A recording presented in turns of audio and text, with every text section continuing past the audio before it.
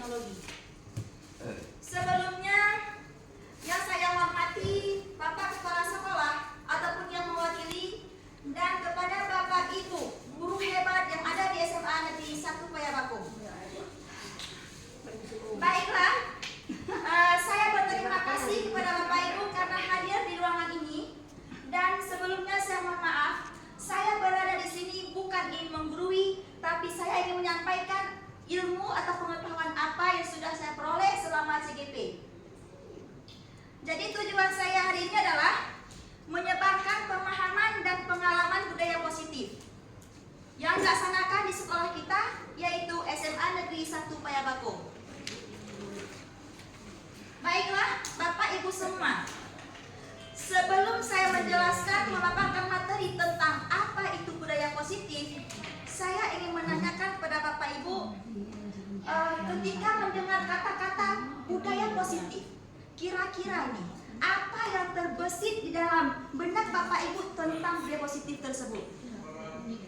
Tentang apa, Bapak Ibu?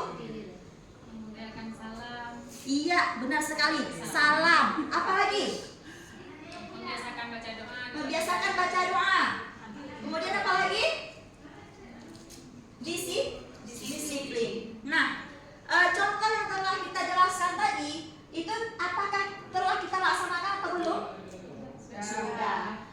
Dan mohon kedepannya untuk ditingkatkan lagi ya. Nah, itu kesalahan kita semua. Nah, apa itu budaya positif di sekolah? Jadi budaya positif itu berarti kebiasaan-kebiasaan baik yang kita laksanakan di sekolah yang berpihak pada murid agar mereka dapat berkembang menjadi pribadi yang kritis, penuh hormat dan bertanggung jawab.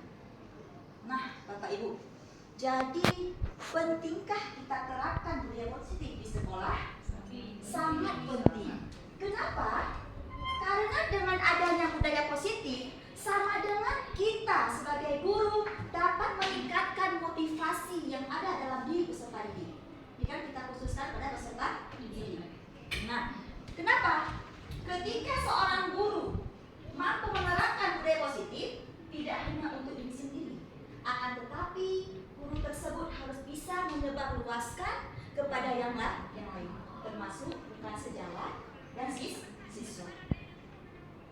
Untuk apa? Supaya terbentuknya budi pekerti yang luhur, siswa bertanggung jawab, dan sesuai dengan profil pelajar Pancasila. Baik, Bapak Ibu, kita lanjut. Nah, yang telah saya pelajari sebelumnya di modul ini, yaitu tentang budaya positif, ada beberapa konsep inti budaya positif. Yang pertama, perubahan paradigma belajar, kemudian disiplin positif, nilai-nilai kebajikan, kebutuhan dasar manusia, motivasi perilaku manusia, posisi kontrol guru, keyakinan kelas, dan segitiga restitusi. Jadi pembahasan kita hari ini yaitu tentang 8 poin ini. Ya, Ibu ya. Oke. Nah, yang pertama. Poin yang pertama adalah perubahan paradigma belajar. Jadi sebelumnya saya ingin tanyakan dulu, Bapak Ibu di sini pernah nggak mendengar istilah pembelajaran berpusat pada siswa dan pembelajaran berpusat pada guru? Pernah? Pernah. Mungkin Pak Nazar bisa menjelaskan perbedaan antara pembelajaran berpusat pada siswa dan pembelajaran berpusat pada guru. Silakan Pak. Assalamualaikum warahmatullahi wabarakatuh. Waalaikumsalam warahmatullahi wabarakatuh. Di dalam proses pembelajaran kita kan ada dua macam, sentralistiknya di guru dan sentralistiknya di siswa. Pada saat sentralistik di guru, proses pembelajaran kalau menurut saya mungkin peran utama pada saat dia melakukan proses PBM tersebut itu lebih dititik beratkan kepada guru, sementara yang untuk siswa lebih di siswa. Kalau di siswa mungkin lebih keaktifan daripada siswa, sementara di guru lebih aktif pada saat interaktif antara siswa dengan guru. Itu perbedaannya. Dari namanya sebenarnya sudah bisa kita pisah antara guru dengan siswa. Cuma di dalam proses pembelajaran siswa yang dituntut sekarang adalah bagaimana siswa tersebut bisa membangkitkan kreativitas, kemudian inovasi mereka sehingga mereka lebih cepat menangkap pembelajaran dengan sedikit bimbingan yang terarah. Itu khusus untuk siswa. Terima kasih. Iya. Beri aplaus pada Pak Hasan. Luar biasa ya. Iya, benar sekali. Jadi pembelajaran berpusat pada siswa berarti siswa kita jadikan sebagai apa? Objek atau subjek? Subjek. Iya kan?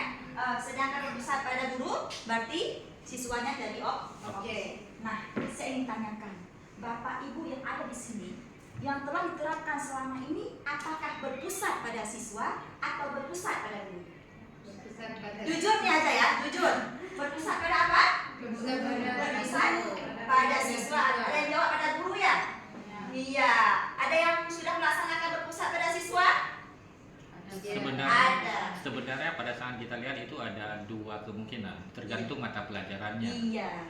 Ada yang mata pelajarannya yang diampu itu mungkin lebih sentralistiknya di guru, sementara ada pelajaran-pelajaran di kondisi sosial budaya kita di SMA pedalaman yang lebih mungkin sentralistiknya ke siswa, tergantung dari mata pelajaran yang diampu. Karena kalau yang di pedalaman mereka lebih memiliki sifat non eksak dibandingkan dengan materi-materi eksak. Ketika materi eksak mereka agak kesulitan, jadi otomatis peran guru itu menjadi subjek, sementara anak-anak ataupun siswa menjadi objek. Tapi beda juga tergantung dari individu si anak tersebut. Itu, terima kasih. Ya, benar sekali. Akan tetapi kita sebagai guru di sini ya harus memiliki kesadaran ya, karena kita jangan selalu terpaku kepada malas untuk maju melakukan perubahan. Jadi jangan kita di zona aman. Mau tidak kita berada di zona tidak aman, ya kan? Kalau kita berada di zona aman sama dengan kita tidak mau untuk berkembang. Sedangkan tuntutan pendidikan saat ini adalah pembelajaran yang berpusat pada siswa.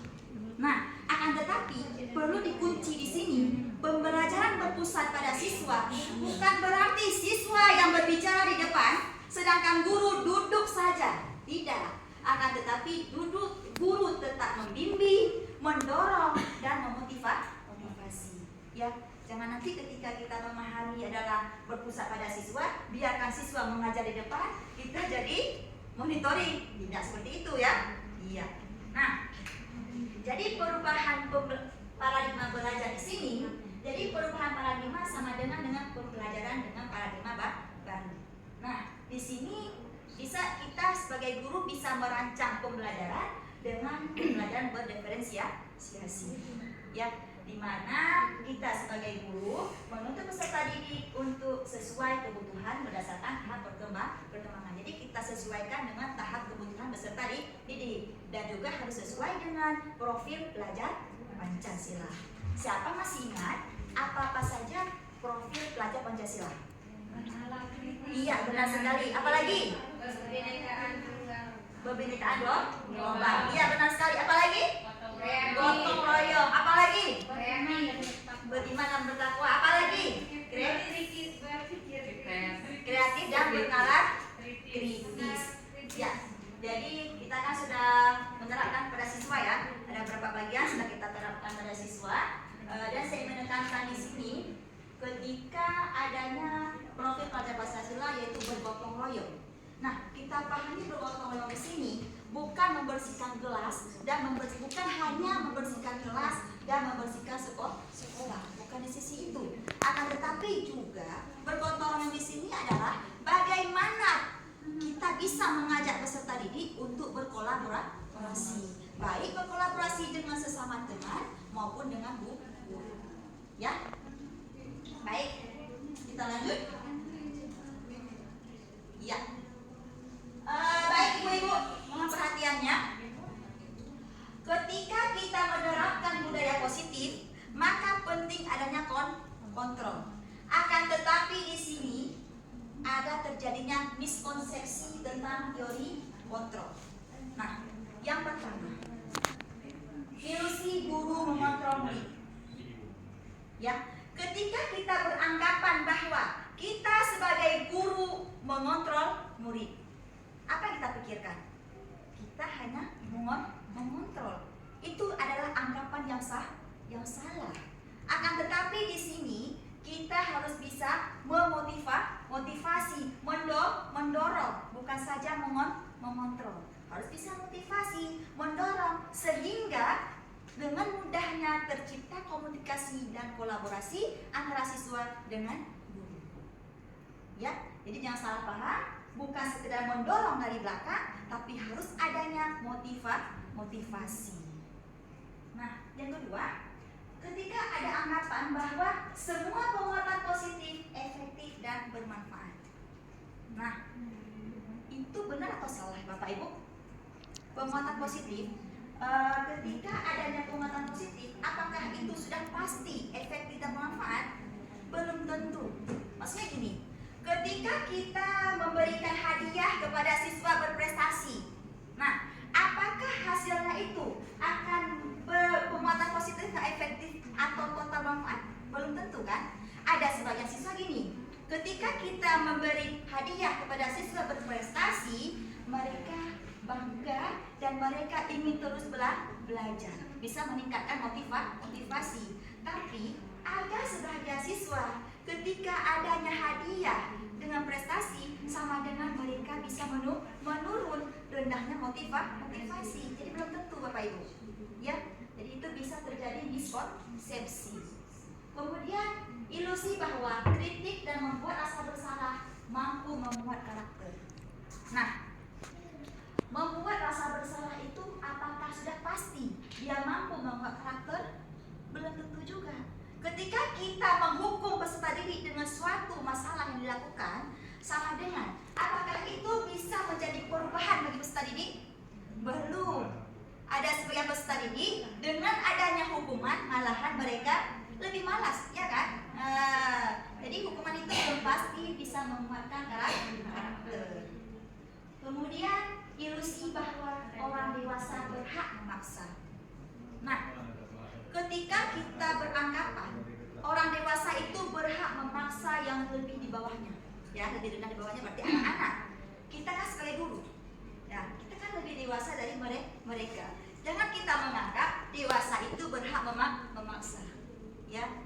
Jadi kita tidak memaksa, tapi harus mendorong dan memotivasi. Kenapa? Karena ini semua sesuai dengan filosofi Ki Hajar Dewantara yang telah kami pelajari, yaitu yang pertama, salah satunya pendidikan itu harus menuntut, bukan menuntut. Kemudian guru harus menjadi among bagi peserta didik, dan kemudian pembelajaran harus berpihak pada murid. Insya Allah kalau kita laksanakan seperti itu, maka akan mudah terlaksananya budaya positif. Semangat Bapak Ibu? Semangat. Oke, jadi gini, ketika saya katakan SMA Negeri 1 Payabakong, Bapak Ibu jawab yaitu luar biasa. Ya? Oke. Nah, SMA Negeri 1 Payabakong luar biasa. Oke, kita bertepuk tangan untuk kita semua. Baik, kita lanjut. Kalau sudah siang ya. Nah, mengubah paradigma stimulus respon ke pendekatan teori kontrol. Nah, tadi kan saya sudah jelaskan tentang miskonsepsi teori kontrol. Jadi siapa sesungguhnya yang memiliki kontrol? Sebelum ada teori kontrol, stimulus respon. Jadi menganggap begini, stimulus respon, kita mencoba mengubah orang agar berpandangan sama dengan kita. Itu pemaksaan atau bukan? Pemaksaan. Kita mau siswa harus bisa seperti yang kita mau, ya kan? Menganggap mereka mau mengikuti kita, itu pemaksaan. Akan tetapi teori kontrol di sini bukan seperti itu. Kita berusaha memahami pandangan yang ada pada mereka. Jadi kan, karena tadi kita pahami pembelajaran harus berpihak pada siswa. Oke. Kemudian perilaku buruk dilihat sebagai suatu kesalahan. Apakah itu sudah pasti? Perilaku buruk dilihat suatu kesalahan? Belum. Teori kontrolnya begini. berperilaku memiliki tujuan. Nah, misalnya gini. Ketika siswa berperilaku tidak sesuai yang kita mau, ya kan, berperilaku tidak disiplin, jangan kita langsung menghukum, tetapi kita sebagai guru harus bisa menanyakan dulu kenapa mereka melakukan kesalahan. Pastinya siswa tersebut melakukan kesalahan ada alasan ataupun tujuan. Jangan langsung menghukum. Ditanyakan dulu ya Bapak Ibu. Contohnya gini, ketika siswa terlambat, jangan langsung kita menghukum tidak izin masuk. Tapi kita sebagai guru harus tanyakan dulu kenapa terlambat hari ini, nak? Ya. Kemudian orang lain bisa mengontrol saya. Itu terus responnya. Jadi dari kontrolnya bukan orang lain yang mengontrol kita, tapi kita sendiri yang mengontrol diri sendiri. Itulah maknanya adalah motivasi intrinsik. Kemudian saya bisa mengontrol orang lain. Sebenarnya Anda tidak bisa mengontrol orang lain. Ya. Jadi kita sendiri dan dia sendiri yang mengontrol orang lain. Sendiri. Nah, kita lanjut. Poin berikutnya adalah disiplin positif. Nah, ketika ada kata-kata disiplin, itu yang Bapak Ibu pahami apa? Aturan, ya kan? Patuhi aturan. Padahal sebenarnya disiplin itu berasal dari bahasa disiplina. Kata disiplina berarti belajar, bukan mengikuti aturan. Nah, ini disiplin itu mengacu pada disiplin diri, di mana kita memiliki tanggung jawab terhadap apa yang ingin kita lakukan dan sesuai dengan nilai-nilai yang kita yakini. Kemudian, berarti disiplin itu apa? Disiplin positif itu merupakan salah satu cara penerapan disiplin yang bertujuan untuk menumbuhkan kesadaran serta memberdayakan peserta didik tanpa adanya imbalan ataupun penghargaan. Jadi kita menumbuhkan kesadaran siswa bukan karena ada hukuman, bukan karena ada imbalan, akan tetapi dengan adanya motivasi dalam diri siswa. Ya, paham Bapak Ibu? Jadi sebenarnya kan kita salah juga ketika kita mengiming-imingkan sebuah hadiah kepada siswa. Karena ada anggapan hadiah itu bukan malah siswa termotivasi, akan tetapi dia hanya mengharap kepada hadiah. Dan juga begitu juga dengan hukuman. Mereka melakukan sesuatu itu karena takut dengan adanya hukuman. Ketika kita tidak mengontrol mereka lagi, maka mereka tidak lagi takut terhadap hukuman dan ikuti lagi. Nanti hanya sekedar takut saat adanya hukuman. Ya. Jadi kita sebagai pendidik di sini tujuan kita adalah menciptakan peserta didik yang memiliki disiplin diri. Nah, di mana mereka mampu mengacu pada nilai-nilai kebajikan dan memiliki motivasi intrinsik seperti yang saya jelaskan tadi ya. Jadi jangan adanya pemaksaan, jangan adanya hukuman ataupun juga adanya iming-iming imbalan. Jadi nilai-nilai kebajikan, jadi kan sebutkan harus sesuai dengan nilai-nilai kebajikan. Nilai-nilai kebajikan itu nilai yang disepakati bersama. Jadi di situ kita tidak memandang suku apa dia, budaya apa, agama apa, kita tidak memandang itu. Jadi itu adalah kesepakatan bersama dan diyakini bersama. Salah satunya bisa toleransi, rasa hormat, menghargai, antusias, empati, kreativitas, kerjasama, percaya diri. Ya, itu nilai keyakinan bersama. Nah, Bapak Ibu, selanjutnya adalah kebutuhan dasar manusia. Ketika kita mendengar kata-kata kebutuhan dasar manusia, dasar berarti segala sesuatu yang kita lakukan untuk mendapatkan yang kita inginkan, ya kan? Jadi seluruh aktivitas yang kita lakukan memiliki tujuan, dan semua usaha baik yang kita lakukan adalah rangka agar kebutuhan dasar terpenuhi, ya kan? Jadi sesuatu hal yang akan kita lakukan apapun saja untuk memenuhi kebutuhan kita. apa saja Bapak Ibu kebutuhan dasar manusia? Yang pertama adalah bertahan hidup, ya kan? Bertahan hidup bisa berupa makanan, pakaian, itu kan mesti ada. Dan semua kita akan berusaha, sesulit apapun memperolehnya harus kita dapatkan. Karena itulah kebutuhan dasar. Kemudian kasih sayang dan rasa diterima, ya kan? Jadi rasa diterima, dipedulikan, kerjasama. Nah, itu juga dibutuhkan. Kita tidak bisa hidup sendiri. Kita butuh rasa diterima, kasih sayang, ya. Kemudian penguasaan, yaitu harga diri, keinginan untuk dianggap pemimpin, berprestasi, diakui dan didengar, ya. Kemudian penguasaan ini misalnya kita dalam kelas, kita kan pasti mau supaya siswa itu menghargai kita, mendengar kita, ya kan?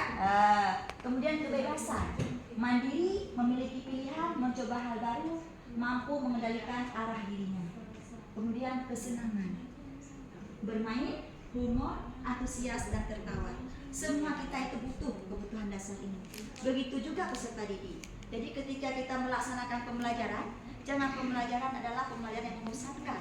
Akan tetapi kita harus bisa memahami kebebasan, kemudian kesenangan peserta didik juga perlu kita pahami.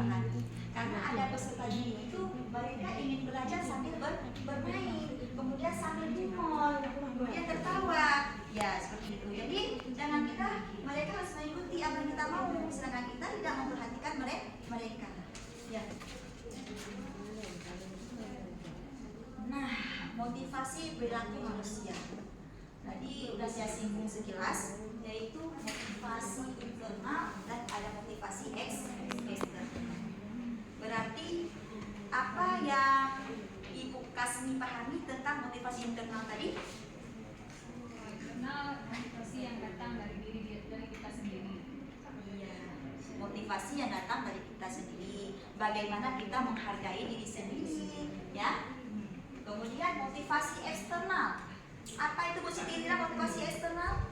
Motivasi yang bisa diperoleh dari orang lain, misal dari guru, dari orang tua, atau dari sesama teman. Iya, benar sekali. Itu bisa berupa apa? Yang saya singgung tadi, buku, hukuman, ya kan? Ataupun bisa juga hadiah. Nah, itu kan seperti saya singgung tadi, ketika kita menghukum siswa, sama dengan itu adalah motivasi eksternal, ya kan? Mereka patuh terhadap aturan sekolah bukan dari diri sendiri, tapi karena takut untuk Pak Rahman. Nah, gitu. Saya harus pakai sepatu, takut sama Pak Rahman, ya? Ataupun sama Pak Pun, ya. Jadi dan mereka ingin belajar misalnya, ingin mendapatkan juara. Itu harapan mereka adalah karena ada imbalan. Sama dengan ketika kita tidak memberikan imbalan itu, mereka tidak mau lagi untuk belajar. Berarti bukan motivasi intrinsik, itu motivasi eksternal, ya. Nah, jadi kira-kira bagaimana kita bisa menumbuhkan motivasi intrinsik bagi peserta didik? Bagaimana? Kita ini sebagai guru nih, ya kan? Jadi gimana kita bisa memotivasi mereka untuk tumbuhnya motivasi intrinsik? Motivasi. Iya, ayo gimana? Gimana Pak Nasar? Mencari metode mengajar baru. Iya boleh, cari metode mengajar baru. Lain? Nah, ini supaya motivasi. Yang paling dekat dengan kita ini, kita sebagai guru harus bisa menjadi role model bagi siswa. Contoh gini, aturan dalam sekolah harus datang tepat waktu. Jadi bagaimana siswa bisa termotivasi sedangkan kita datanya tidak tepat waktu atau masuk kelasnya molor, ya kan? Jadi untuk menumbuhkan motivasi intrinsik itu berarti harus ada keteladanan ataupun role model dari itu. Ya.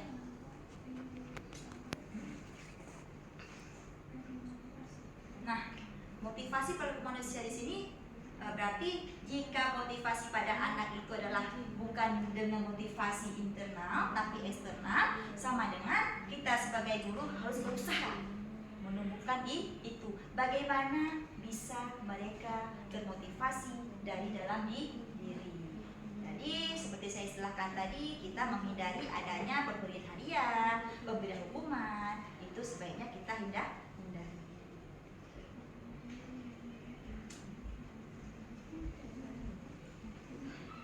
Nah, di sini ada istilah hukuman, konsekuensi, dan restitusi. Ini perbedaannya. Jadi perbedaannya hukuman, konsekuensi, restitusi. Hukuman itu tidak terencana secara tiba-tiba. Kemudian murid tidak tahu apa yang kita lakukan. Itu hukuman.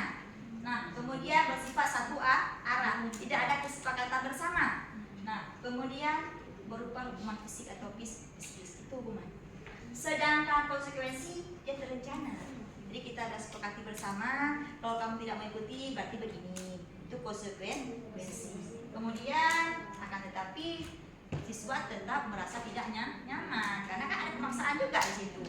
Kamu kalau tidak datang tepat waktu maka keluar. Itu memang konsekuensi, tapi merasa siswa tidak nyaman. Kemudian guru hanya selalu menjadi monitor siswa. Nah, ya kan? Kita selalu menjadi monitor. Nah, poin ketiga, restitusi. Nah, jadi restitusi ini di mana proses menciptakan kondisi bagi murid untuk memperbaiki kesalahan. Kita tidak memfokus mereka ada kesalahan yang mereka lakukan, menyalahkan mereka, akan tetapi kita fokus bagaimana mereka bisa menciptakan kondisi mereka untuk memperbaiki kesalahan, kesadaran mereka. Nah, itu restitusi. Kemudian adanya proses kolaboratif yang mengajarkan murid untuk mencari solusi sendiri. Kita tanyakan pada mereka. Jadi kalau kamu terlambat, solusinya gimana? Jadi solusi ada dari mereka. Mereka yang menyelesaikan masalah mereka. Itu restitusi. Tidak ada pemaksaan, kemudian tidak menghukum, kemudian murid juga akan terasa nyaman karena kita beri kesempatan kepada mereka untuk menyelesaikan masalahnya sendiri. Nah, posisi kontrol seorang guru. Yang pertama adalah penghukum, kedua pembuat merasa bersalah, ketiga teman, keempat pemantau, kelima manajer.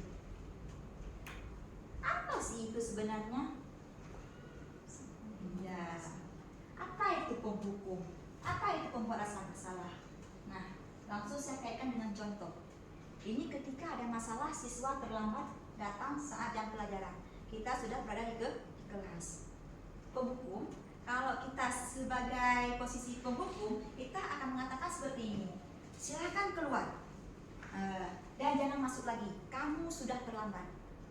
Dengan nada yang tinggi dan marah kita ucapkan. Itu penghukum. Nah, kemudian pembuat rasa bersalah, kita mengatakan seperti ini. Berapa kali ibu harus bilang sama kamu, beritahu kamu selalu saja mengecewakan ibu. Itu kan ketika menyebutkan mengecewakan ibu, berarti kita membuat mereka merasa bersalah. Nah, ya. Kemudian, teman, sebagai teman, kita mengatakan seperti ini. Ayo dong ikuti aturan sekolah, tolong ibu. Nanti kepala sekolah marah sama ibu. Nah, itu kita menjadi teman. Kalau di sini bisa jadi siswa itu tidak menghargai kita, ya kan? Karena kita gini, ayo dong bantu ibu, nanti saya bermasalah nanti sama kepala sekolah. Nah itu. Nah, kemudian pemantau itu kita hanya memantau saja, tidak ada solusi. Kamu telah melanggar peraturan sekolah, kamu tahu konsekuensinya. Kenapa hari ini kamu terlambat? Kita hanya bertanya. Akan tapi di sini kan, ketika kita bertanya, nada yang kita gunakan agak sedikit rendah dari penghukum. Kalau penghukum memang marah, silakan keluar kamu. Nah, kalau ini kamu melanggar peraturan sekolah, kamu tahu konsekuensinya. Nah, poin yang berikutnya, posisi manajer. Manajer, apakah kamu tahu kesalahanmu? Nah, kira-kira bagaimana kamu memperbaiki kesalahanmu? Itu bagus nggak solusinya? Bagus kan? Kita memberi kesempatan bagi mereka untuk menyelesaikan sendiri masalah mereka. Kita tidak menghukum mereka di sini, ya kan? Mereka memikirkan sendiri. Dan di sini juga kita menanyakan pada mereka keyakinan kelas apa yang telah kita lakukan. Nah, seperti itu. Kira-kira nih, Bapak Ibu di sini telah menjadi melaksanakan selama ini posisi di mana? Pemantau, penghukum, teman, atau manajer? Semua ya? Kalau saya mungkin belum sepenuhnya manajer ya. Karena kita lebih sering ke penghukum, pemantau.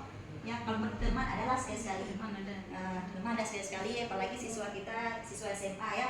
Kalau kita semakin kejam, mereka semakin menantang. Nah, usahakan kedepannya kita harus bisa memposisikan diri ke manajer. Jangan langsung marah, ya. Nah, berikutnya adalah keyakinan kelas. Kenapa dalam penerapan budaya positif disebutkan adalah keyakinan kelas, bukan peraturan kelas? Siapa tahu kira-kira kenapa keyakinan kelas, bukan peraturan? Kalau peraturan ya memaksa, kesannya memaksa. Iya. Kalau keyakinan kan memang hadir dari niat sendiri. Iya. Bisa jadi ya, ya ada dari sendiri, kemudian adanya aturan bersama, kesepakatan bersama. Nah, jadi ada aturan bersama. Contoh gini, ketika menggunakan motor nih, pakai helm nggak? Oke. Saya mau tanya sama Permisa, pakai helm itu untuk apa? Untuk melindungi kalau jatuh nanti kena aspal. Iya, kena aspal mati kita ya. Iya, untuk melindungi diri kita. Atau ada nggak yang di sini menganggap pakai helm itu karena takut adanya razia, harus bayar dan seperti itu? Ada nggak? Ada. Nah, kalau kita memakai helm karena takut adanya razia, harus keluar uang lagi, itu bukan motivasi intrinsik, akan tetapi itu ekstrinsik. Nah, dari luar karena ada memang takut sama Pak polisi. Makanya di sini kenapa keyakinan kelas? Keyakinan kelas itu kesepakatan bersama, akan tetapi sesuai dengan keyakinan masing-masing, ya, bukan adanya pemaksaan ataupun takut sama sesuatu. Nah, Bapak Ibu bisa nih sekarang, ini kan pas pelajaran baru ya, buat kesepakatan kelas. Nanti akan jadi keyakinan kelas di kelas. Kita buat di kelas. Jadi nih anak-anak, pelajaran kita ke depan maunya gimana? Jadi kita tanya sama siswa, kalau yang kami laksanakan itu kami tulis di kertas post-it nih, bagikan ke siswa. Nanti maunya siswa bagaimana? Oh, mereka maunya belajar sambil bermain. Saya kemarin sedang melaksanakan, ada yang bilang gini, mau belajar sambil tidur. Udah, kan mereka menyebutkan mau mereka. Nah, kita minta pada mereka untuk menulis kemauan mereka. Nanti yang mereka tulis kita tempelkan di depan dan kita diskusikan bersama-sama. Dan semua keyakinan yang mereka tulis, kesepakatan mereka tulis, itu tidak semua kita ambil. Nanti kita sesuaikan juga. Jadi kita simpulkan bersama dan akan menjadi keyakinan bersama. Bisa dilaksanakan. Saya laksanakan kemarin ya. Banyak sekali mereka begini, Bu, kalau bisa pembelajarannya jangan membosankan. Jadi kadang-kadang bisa menggunakan game ataupun nonton. Nah, itu kemauan mereka. Jadi kedepannya saya akan melakukan perubahan pelan-pelan untuk bisa menerapkan keyakinan kelas yang mereka mau. Nih Bapak Ibu, perubahan itu tidak bisa secara instan. Apalagi kalau biasanya kita adalah tidak menerapkan pembelajaran berdiferensiasi, tidak bisa secara langsung kita melakukan perubahan secara instan, tapi pelan-pelan. Yang penting ada perubahan, ya. Nih pembentukan keyakinan kelas yang telah saya jelaskan tadi. Nah, ini yang saya laksanakan di kelas 3 IPA 1, 12 IPA 1. Nah, keyakinan itu kita laksanakan bersifat abstrak. Kenapa abstrak? Karena keyakinan itu adalah pandangan kita yang sulit untuk diukur secara konkret. Ya kan, masih sulit untuk kita ukur. Contohnya gini, keyakinan tentang keberhasilan. Nah, apakah kita yakin dengan potensi mereka yang berbeda-beda akan mudah terlaksananya keberhasilan? Belum tentu. Makanya keyakinan itu bersifat abstrak. Nah, kemudian berupa pernyataan universal. Universal itu keyakinan atau pandangan yang berlaku secara umum, ya kan? Secara umum, tidak mengkhususkan dia suku apa, budaya apa, agama apa, dan nanti dapat diterima oleh seluruh siswa. Kemudian dibuat dalam pernyataan positif. Nah, dia kalimatnya harus kalimat positif. Contohnya gini, ketika menyebutkan tidak membuang sampah sembarangan, itu kan kalimat negatif. Nanti gurunya bisa mengubah menjaga kebersihan. Tidak menyontek, bisa mengubah dengan jujur. Kemudian yang paling penting, membuat keyakinan itu kalimatnya singkat saja untuk bisa diingat dan mudah dipahami. Nah, ya. Kemudian harus kita sesuaikan dengan kondisi kelas, kondisi sekolah. Ya. Kemudian semua warga sekolah ataupun guru-guru yang ada di sini dilibatkan saat membuat keyakinan ke kelas.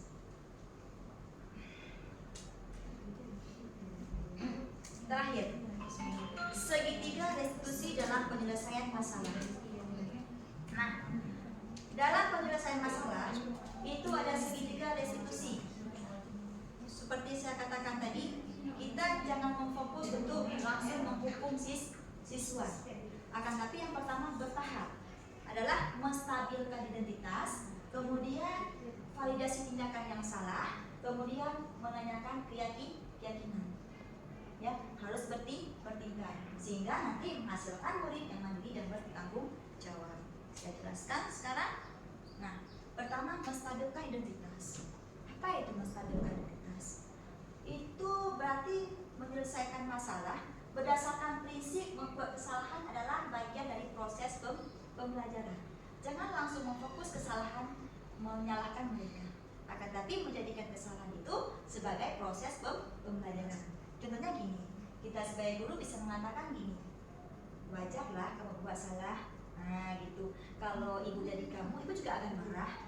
Itu kan menjadikan kesalahan sebagai proses pembelajaran. Kemudian validasi tindakan yang salah. Validasi tindakan yang salah itu berdasarkan prinsip setiap perilaku berupa memenuhi suatu kebutuhan tertentu. Nah, kita memvalidasi perlakuan yang mereka lakukan itu benar atau salah. Misalnya gini, kamu pasti punya alasan nih kenapa kamu melakukan kesalahan. Nah, itu adalah memvalidasi tindakan yang salah. Kemudian menanyakan keyakinan, ini tahap terakhir.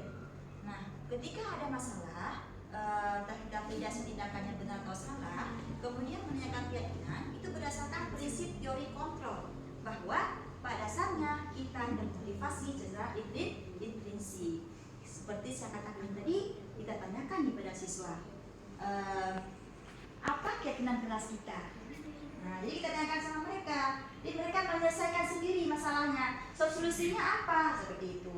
Jadi kita beri kesempatan pada mereka untuk menyelesaikan masalah sendiri.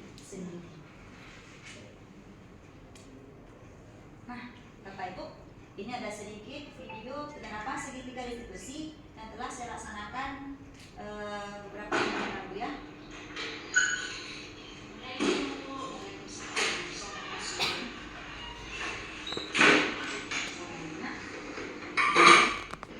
Selamat pagi Bu Juliza. Pagi Nuril.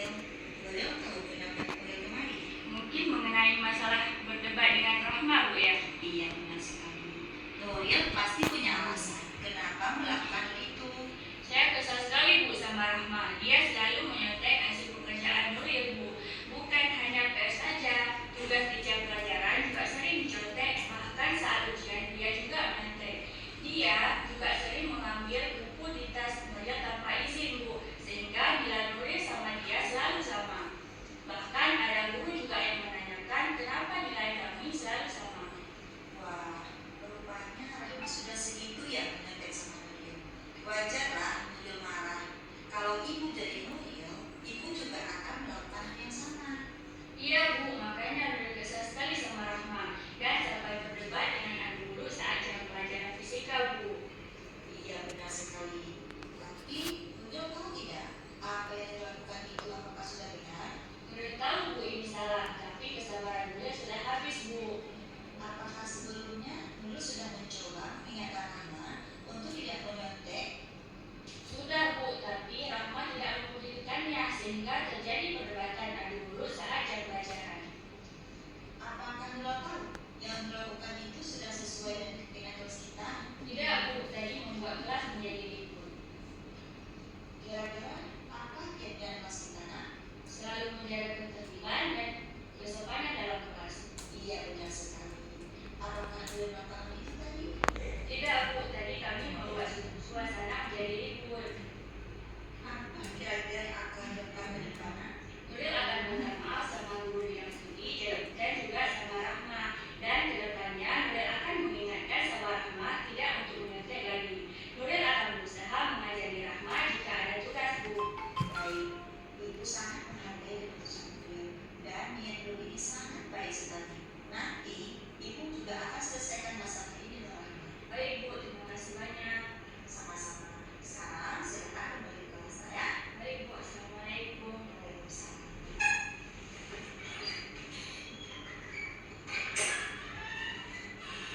Oke, sudah selesai. Jadi pembahasan telah saya sampaikan semua. Sebelum kita tutup, apakah ada pertanyaan dari Bapak Ibu? Ya, silakan Bu Kasmi. Assalamualaikum warahmatullahi wabarakatuh. Waalaikumsalam warahmatullahi wabarakatuh. Saya ingin bertanya sedikit tentang budaya positif. Apa kontribusi pribadi kita yang dapat kita berikan untuk membantu menciptakan lingkungan sekolah yang lebih positif? Iya, bagus sekali pertanyaannya ya. Jadi untuk membantu menciptakan lingkungan sekolah yang lebih positif, kita sebagai guru seperti saya katakan tadi, kita harus menjadi teladan ataupun role model bagi peserta didik. Bisa berupa begini, menunjukkan sikap positif kita dengan disiplin, saling hargai, datang tepat waktu, ya kan? Jadi ketika kita menunjukkan sikap positif, sama dengan murid juga akan termotivasi dan terbentuknya budaya positif. Nah, kemudian ketika kita juga harus mampu mendengarkan setiap masalah. Seperti tadi, ketika mereka ada masalah, mereka menceritakan kepada kita harus mendengarkan, memberi tanggapan dan menyelesaikan. Nah, kemudian kita juga harus berpartisipasi aktif dalam setiap kegiatan yang ada di sekolah. Ya, setiap kegiatan yang ada di sekolah, baik ekstrakurikuler, kita harus berpartisipasi aktif. Dan yang terakhir, kita harus bisa menjadi inspirasi bagi yang lain. Nah, kenapa? Dengan adanya dedikasi dan semangat yang luar biasa antara kita, sama dengan orang lain akan terinspirasi. Nah, selesai. Gimana Pak Ibu? Bisa dipahami? Insyaallah. Oke, jadi sebelum saya tutup, ketika saya mengatakan salam guru penggerak, ya ini semua calon guru penggerak ke depan kan? Iya. Sudah siap kan?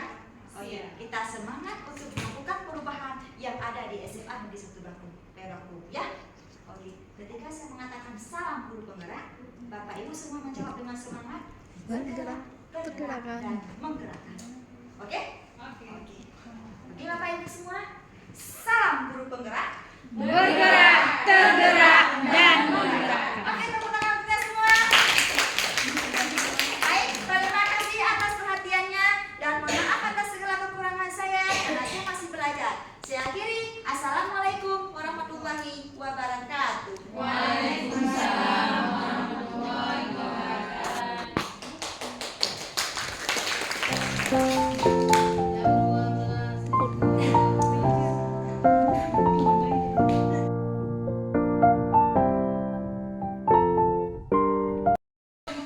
Alhamdulillah luar biasa Bu Juliza, ada satu pembelajaran penting saya lihat Bapak Ibu di presentasi Bu Juliza tadi, yaitu guru adalah orang yang digugu. Nah, itu mungkin bahasa sederhana yang sangat singkat. Marilah kita semua menjadi orang-orang yang digugu oleh anak-anak kita. Bukan hanya untuk anak-anak dan juga untuk semua lapisan masyarakat, karena basicnya adalah guru orang yang ditiru dan digugu. Terima kasih. Assalamualaikum.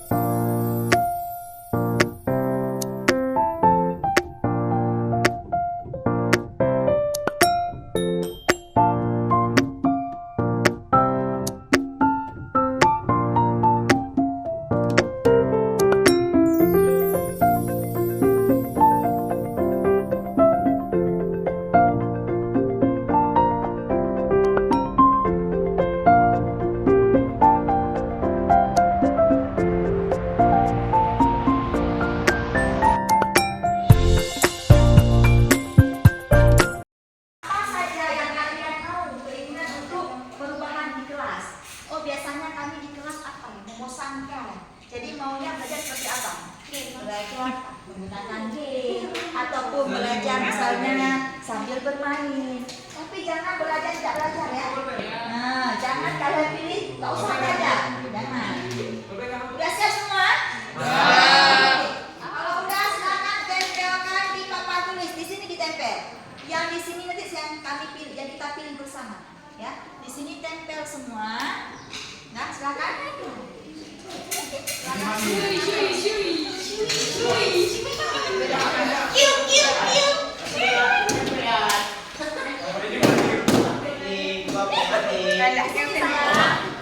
rapi.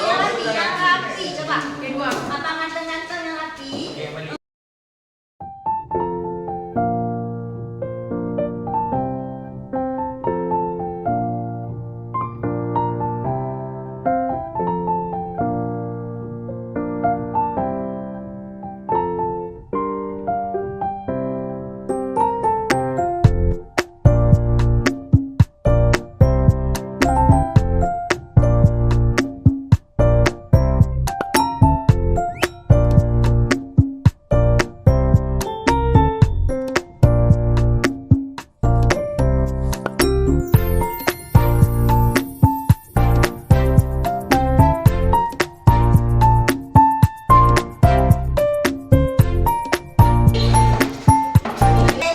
Terima kasih banyak lain. Yang terakhir yang di belakang sama ya. Terakhir.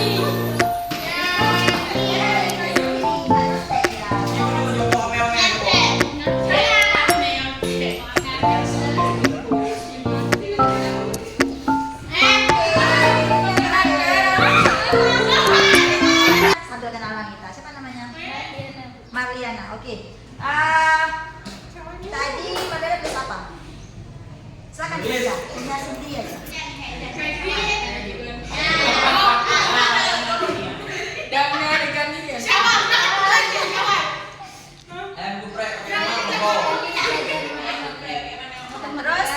Terus, tunggu dulu, jangan dibuat dulu ya. Nah, coba. Berkelompok, Ya. belajar sambil bermain. Oke, kita beri tepuk tangan untuk Marliana.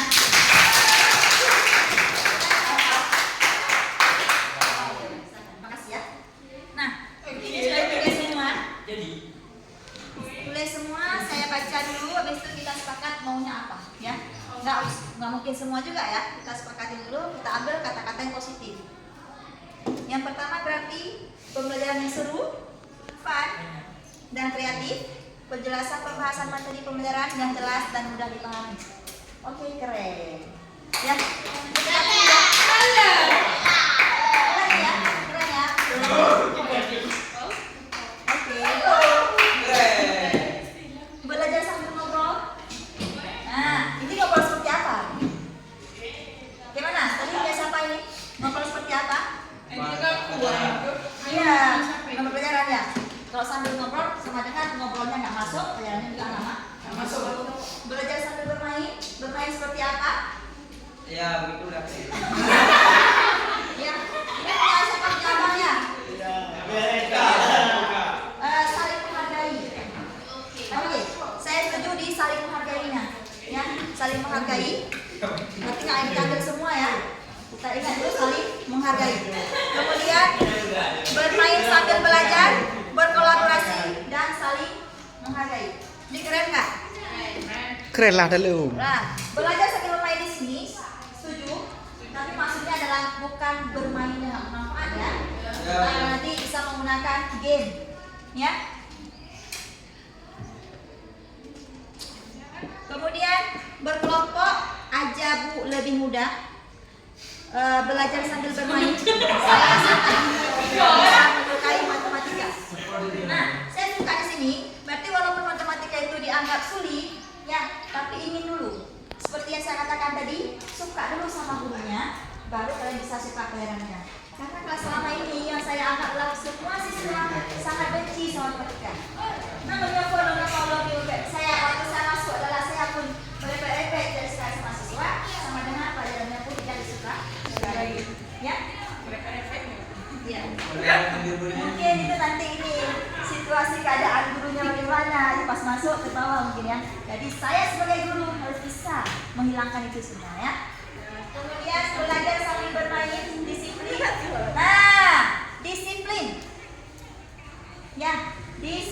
Disiplin.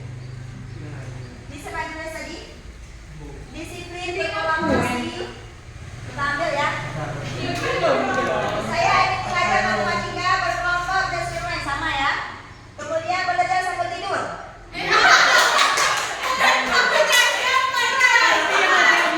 Itu maksudnya negatif ya? Pasti negatif. Memang itu mungkin keinginannya. Keinginannya adalah harapan belajar sambil tidur. Tapi itu negatif. Kita hilangkan kata-kata negatif itu. Memang hilangkan. Harus bisa membuat pembelajaran jangan sampai siswanya tidur. Ya. Sama semua. Mohon saat pengajaran dijelaskan lebih terperinci. Siapa ini? Sartika. Insya Allah saya seperti itu nanti ada ya. Kemudian soalnya soalnya saya susah paham. Oke, nanti kalau misalnya nggak paham, karena ini kekurangan saya cepat kali kalau ngomong. Penjelasan yang saya berikan itu terlalu cepat. Nanti boleh, Bu, stop sedikit, pelan-pelankan ya. Kasih tahu seperti itu ya. Stop. Saya mau merubahnya agak susah. Karena bawaan sendiri ya. Oke. Pembelajaran yang seru dan kreatif, belajar sambil bermain, belajar menggunakan fokus. Oke. Ini sesuatu apa ya? Siapa kata aja. Disiplin, saling menghargai dan berkolaborasi.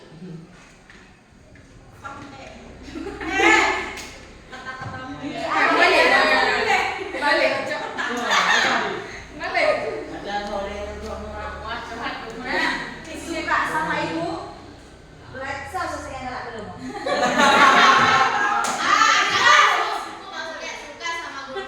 Iya, itu yang saya mau ya. Karena kalau benci sama saya, bisa nanti ya. Belajar sambil main game, ya. Kita ada game nanti. Yang rencana saya adalah game kita menggunakan HP. Oke? Suka nyata, tapi nggak suka soal atau latihan. Iya. Saya yang menggunakan teman-teman saja. Nah, ini ada yang positif dan negatif. Katakan kita memang untuk belajar, sama dengan kalau matematika itu tetap akan ada latihan. Oke? Nggak usah semua ya. Oh, boleh lah, tapi ini dua aja yang di bawah. Apa aja deh gitu. Yang di bawah kan nggak usah. Belajar sambil bermain ceria aja, santuy Bu. Iya siapa ini? Santuy lah ya. Belajar game menyenangkan, kreatif dan kolaborasi.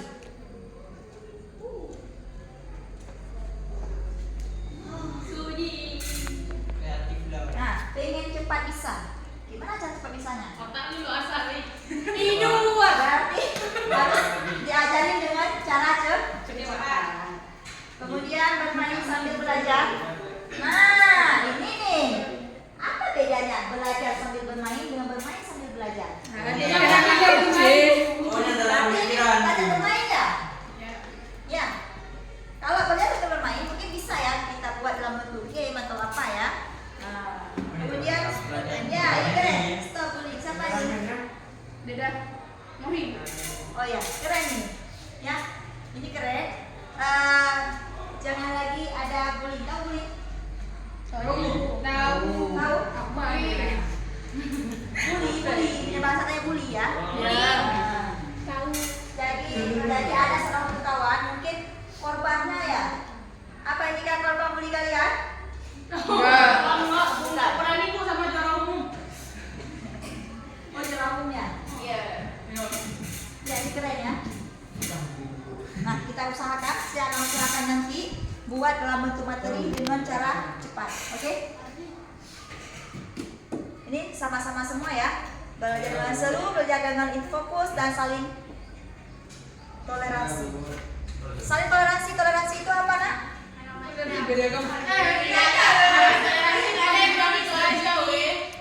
Kita sama-sama semua di sini ya. Apa toleransi? Boleh juga. Terus saling menghargai kawan, tidak mengejek ya. Oh ya, oke. Kita beri tepuk tangan untuk kita semua. Keyakinan yang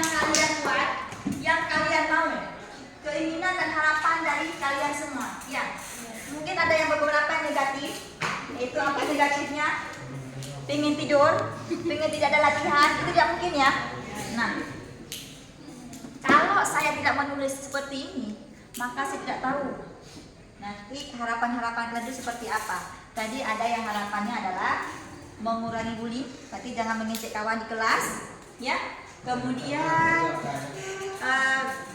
dia mau matematika itu diajarkan dengan cara yang mudah untuk dipahami. Oke, nah itu akan saya usahakan. Kemudian itu kita ambil ya, saling berkolaborasi. Nanti kita buat apa nak? Buat kelompok. Oke, siap buat kelompok? Siap. Nah, rencana saya pakai fokus setiap hari, tapi kita nggak tahu kenapa, karena kita kekurangan sarananya. Ya, nanti kalau ada saya masuk di fokus, kalau nggak ada nanti kita alihkan ke yang lain. Karena cuma satu fokus di sekolah kita. Oke. Kemudian pembelajaran yang seru, fun dan kreatif. Oke. Inilah kesimpulan dari keyakinan kelas 3 IPA 1. Bisa diingat? Bisa. Nah, itu diingat ya. Disiplin paling penting. Disiplin, saling menghargai, berkolaborasi. Abang tahu keyakinan kelas kita? Tahu. Nah, disiplin, kemudian saling berkolaborasi, kemudian tidak ada bullying. Maksudnya kalau bisa kita ganti kata positif, yaitu saling menghargai. Oke, kita ganti ke positif. Karena itu adalah kalimat negatif. Saling menghargai seantar teman. Dan saling menghargai di sini tidak hanya untuk teman saja, tapi juga untuk guru. Jangan seperti tadi saya ngomong, kalian juga ngomong di situ sama dengan itu tidak menghargai.